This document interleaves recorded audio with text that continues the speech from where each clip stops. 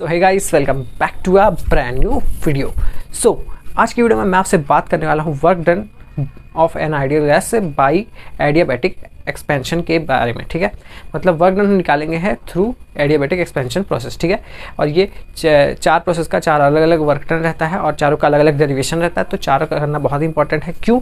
क्योंकि Carnot cycle में efficiency निकालने के लिए चारों वर्क डन निकालना बहुत ज़रूरी रहता है। ठीक है, तो इन्हीं को हम करेंगे समाप्त लास्ट में, और एक पांचवा वीडियो आएगा एफिशिएंसी ऑफ कार्नोट साइकिल, जो कि एग्जाम में बहुत इंपॉर्टेंट है। तो ये चारों स्टेप करने के बाद ही वो निकलता है। ठीक है, तो और ये आता है बीएससी सेकेंड ईयर में 3 से 5 नंबर का, तो ये करना बनता ही है।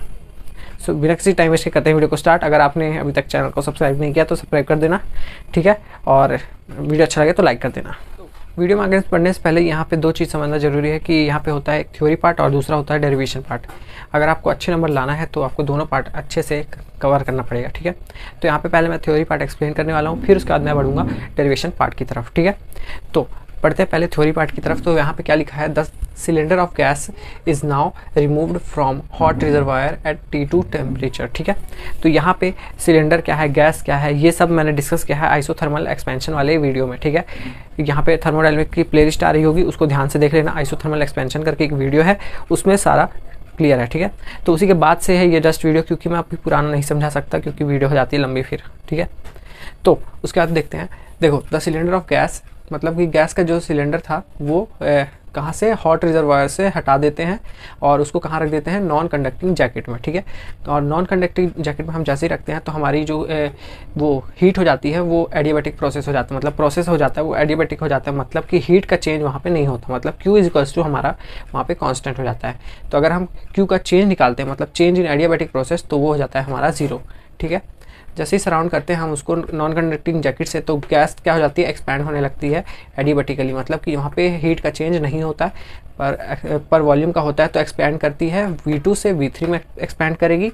सो the change in adiabatic is change in adiabatic therefore Q is equals to 0। मतलब कि वही है कि सिंपल सी बात ये है कि देखो, जैसे ही हमने उसको नॉन कंडक्टिंग जैकेट में रखा सिलेंडर को, जिसके अंदर आइडियल गैस भरी हुई थी, ठीक है, और वो सिलेंडर पहले कहाँ रखा था, हॉट रिजर्वायर में। ठीक है, जिसका टेम्परेचर था T2, पर जैसे ही हमने उसको T1 मतलब वहाँ पे रख दिया नॉन कंडक्टिंग जैकेट में, तो वो सिलेंडर का और गैस का टेम्परेचर हो गया T1। ठीक है, टेम्परेचर चेंज हो गया, और जैसे ही नॉन कंडक्टिंग जैकेट में रखा तो यहाँ पे हीट का वो फ्लो वो हो गया, मतलब कि हीट का एक्सचेंज नहीं हो रहा है, हीट वहाँ हमारी कांस्टेंट हो गई, हीट का चेंज एक भी नहीं हो रहा है, तो इसीलिए डेल Q हो गया हमारा 0। ठीक है, और Q इज इक्वल्स टू 0, जो भी समझना है।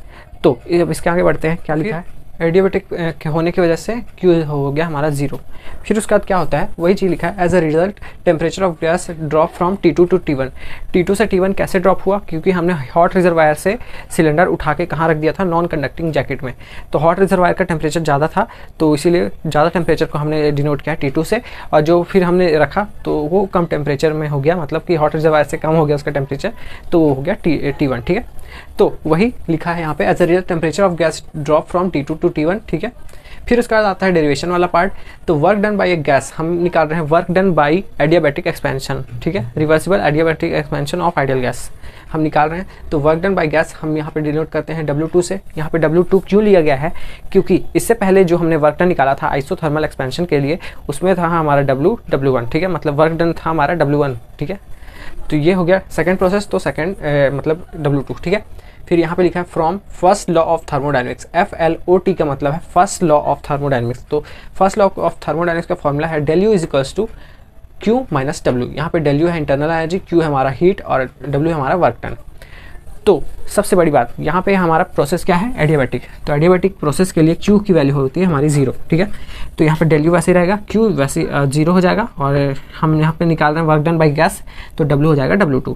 ठीक है, फिर उसी को हमने पुट कर दिया है, तो देखो W is equals to minus del U। देखो del U is equals to minus W2 था, तो हम ऐसे लिख सकते हैं W2 is equals to minus del U। और del U को हम ऐसे भी लिख सकते हैं, del U को ऐसे लिखो या फिर ऐसे लिखो, बात बराबर है। तो ये भी दूसरी चीज़ है। तो हम ये इससे हमने ये निकाला कि W is equals to minus DU। ठीक है, ये भी डेल का ही काम करता है, और इसको हमने दे दिया इक्वेशन नंबर 1। आप मैथ्स वाले हो तो फिर आपके लिए आसानी होगा ये डेरिवेशन, पर अगर आप बाय वाले हो तो भी ज़्यादा प्रॉब्लम नहीं होने वाले। ठीक है, तो उसके बाद क्या होता है देखते हैं।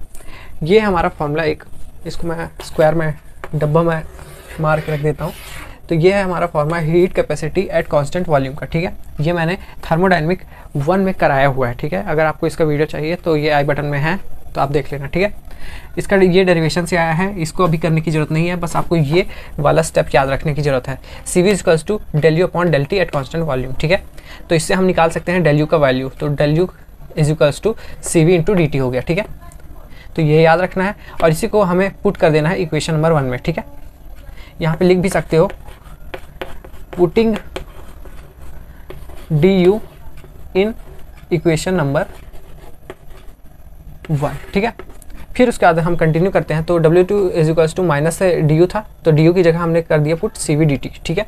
फिर उसके बाद जैसे ही हमने इंटीग्रेशन किया, ठीक है, इंटीग्रेशन, तो सी वी हमारा कांस्टेंट रहता है, तो सी वी बाहर आ गया, माइनस भी बाहर आ गया। तो हमारा ये है वेरिएबल जिसको हम इंटीग्रेट कर सकते हैं, मतलब टी, टेम्परेचर। तो टेम्परेचर क्या हुआ, T2 से T1 गया, तो इसीलिए यहाँ पे T2 आया और यहाँ पे T1 आया। 2 से 1 मत कर देना, 1 से 2 ही होगा, मतलब यहाँ पे नीचे 2 ही रहेगा, ठीक है। यहाँ 2 मत कर देना, क्योंकि देखो हम जहाँ से निकलते हैं वो नीचे रहता है और जहाँ जाते हैं वो ऊपर रहता है, ऐसा मान लो, ठीक है। फिर उसके बाद क्या होता है, minus C V is equals to integration of T1 T2 और ये हो गया dt, ठीक है। ये एरो हटा देता हूँ। तो इंटीग्रेशन ऑफ dt होता है हमारा t, ठीक है।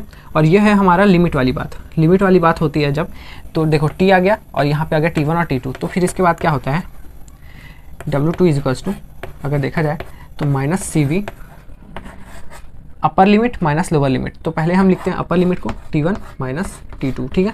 आप मैथ्स वाले हो तो आपको वहीं पे आपको फाइनल आंसर पता चल गया होगा, पर अगर आप बाय वाले हो तो भी कोई टेंशन लेने वाली जरूरत नहीं है, ठीक है। तो उसके बाद क्या होता है, W2 is equals to minus C V T1 minus T2, ठीक है। फिर हम क्या करते हैं, ये सी वी को अंदर मल्टीप्लाई करते हैं, तो minus C V into T1 plus minus C V into minus T2, ठीक है। फिर उसके बाद क्या होता है, minus plus minus C V into T1 minus C1 है, ठीक है। फिर उसके बाद माइनस इंटू माइनस प्लस होता है, अब बीच में प्लस का साइन वैसे ही रहने देते हैं। तो होता क्या है, सी वी T2 है और यहाँ पे माइनस सी वी T1 है। तो सी वी T2 को हम पहले लिख देते हैं और माइनस सी वी T1 को बाद में, ठीक है। फिर हम क्या करते हैं, सी वी दोनों से कॉमन निकाल लेते हैं, तो सी वी कॉमन, तो T2 माइनस T1। तो ये चीज़ मैं यहाँ पे भी कर सकता था अगले स्टेप में, पर अगर बाय वाले हैं तो उनको ये चीज़ समझने में दिक्कत होती, इसीलिए मैंने ऐसे लिखा है, ठीक है। देख लो, स्क्रीनशॉट लेना तो ले लो। सो गाइस, ये था adiabatic expansion of ideal gas. ये था एक छोटा सा वीडियो, ठीक है, किसके ऊपर, adiabatic expansion of ideal gas, जिसमें हमने वर्क डन निकाला through derivation and through theory, ठीक है। तो थ्योरी और डेरिवेशन दोनों कवर हुआ है इसमें, और दोनों एग्जाम पॉइंट ऑफ व्यू के द्वारा ही लिखा गया, मतलब ऐसे बनाया गया कि एग्जाम में आप लिख सको ये थ्योरी और ये डेरिवेशन को, ठीक है। और इसमें से एक भी नंबर नहीं कटेगा अगर आप सेम एज इट इज़ लिखोगे तो, ठीक है, और आपको पूरे नंबर मिलने वाले। सो अगर आपको कोई भी डाउट हुई है कहीं भी, ठीक है, किसी भी चीज़ में, किसी भी टॉपिक में, तो टेलीग्राम लिंक में आप, टेलीग्राम की लिंक दी है डिस्क्रिप्शन में, वहाँ से आप मेरे को डायरेक्ट मैसेज कर सकते हो या फिर कमेंट सेक्शन में कमेंट करके भी पूछ सकते हो। तो गाइस, करते हैं वीडियो का एंड, मिलते हैं नेक्स्ट वीडियो में। Till then bye bye.